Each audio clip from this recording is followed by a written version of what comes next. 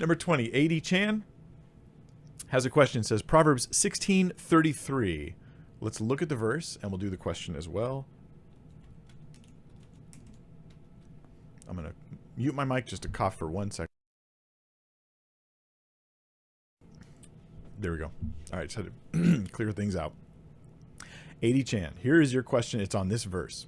The lot is cast into the lap, but its every decision is from the Lord.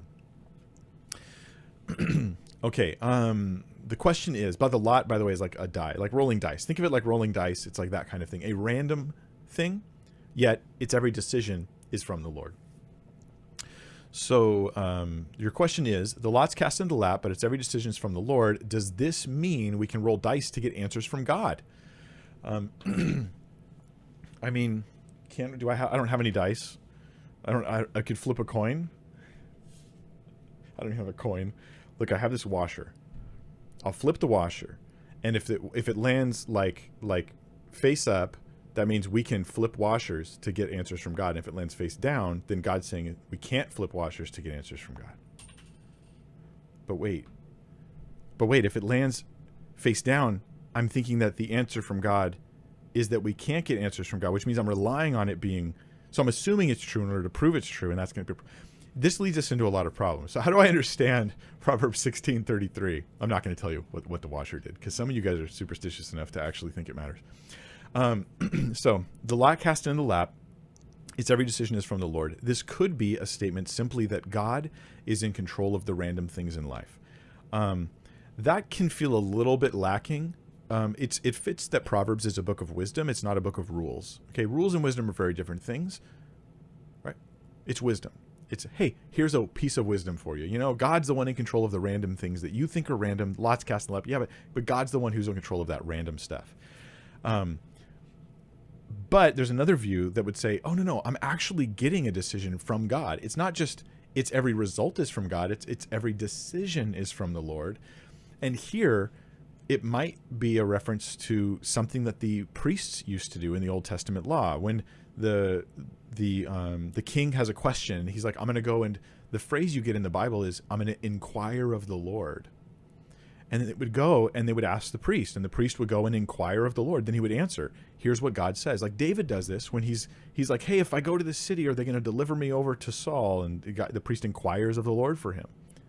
So there was a process that they inquired of the Lord.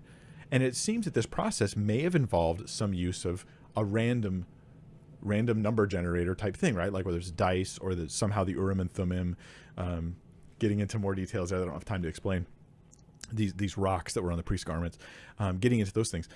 So it might be simply an affirmation that, hey, when you inquire from God, you have your answer from God.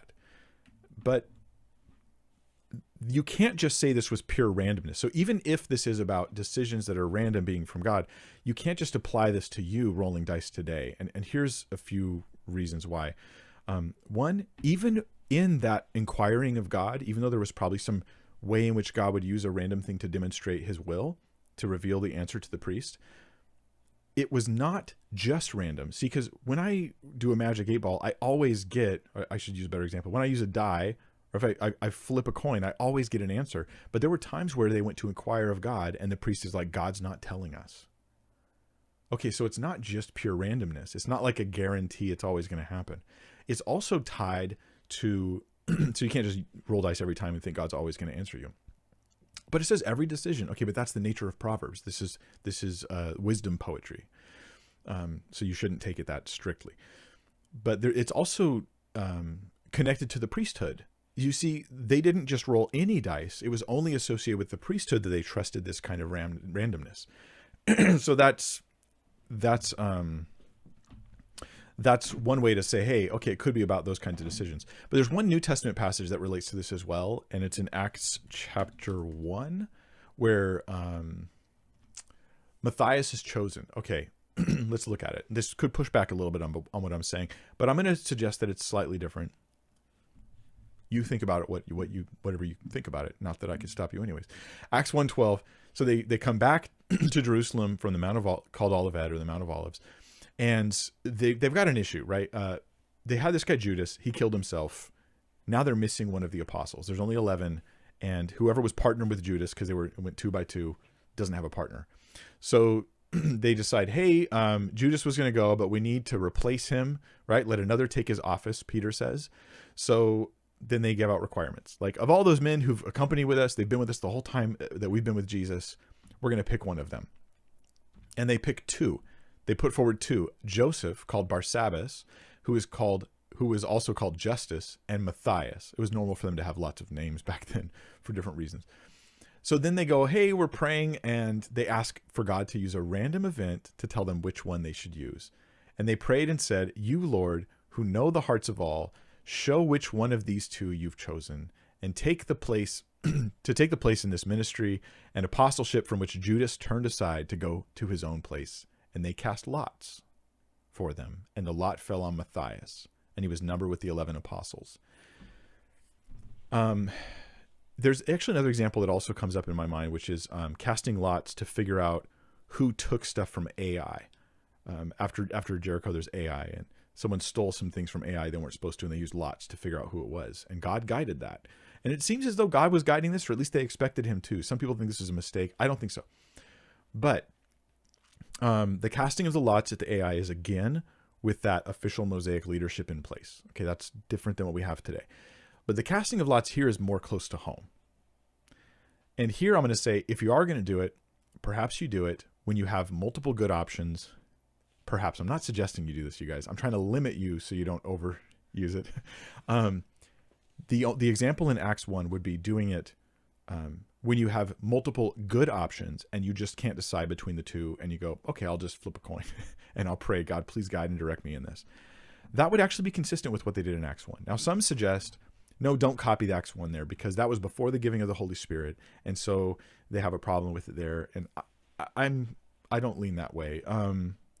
So perhaps there could be an application connecting to Acts where you have multiple good options, you can't decide between them, you pray, and you cast lots, flip a coin, that kind of thing.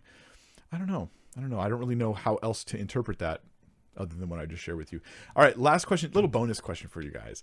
And this is from Elijah Rock 92. Who do you think will win the Super Bowl on Sunday? All right, I'm going to offend some of you guys right now. I don't know who's even playing in the Super Bowl. I couldn't care less. So I'm not bothered by it. You enjoy it. If some of you enjoy it, you love it, that's fantastic. Go for it. The only thing Super Bowl means to me is, like, usually around that time I get some good food, and I like. But I just could not care any less. It doesn't matter to me. Don't even think about it. Don't even know who's playing. So whoever gets the most home runs, that's who's going to win.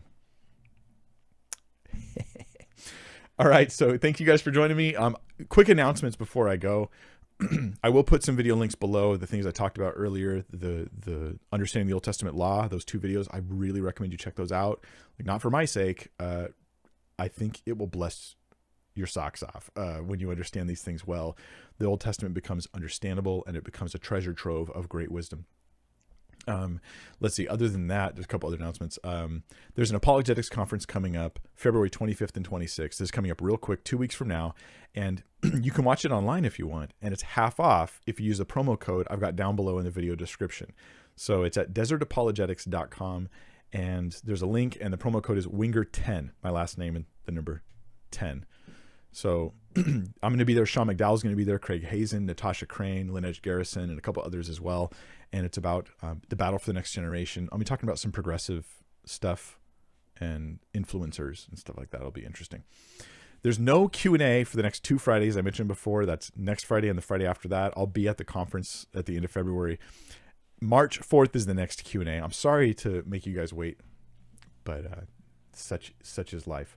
So thank you for being here. Thanks for hanging in with me. And I pray that God has blessed you with some wisdom today, and that, again, you are not seeing me as the guy who has all the right answers, but rather somebody who, after, God willing, after you listen, you go, I'm better at thinking biblically. I'm just getting better at that. Processing and working through things biblically, and that's going to bless your entire life and make you a blessing to others, because read Psalm 119, man. There are so many countless blessings in the Word of God. It's way better than any of us think it is. And the more we just meditate on it, right, we'll be like a tree planted by streams of water. So that is all. Have a good one.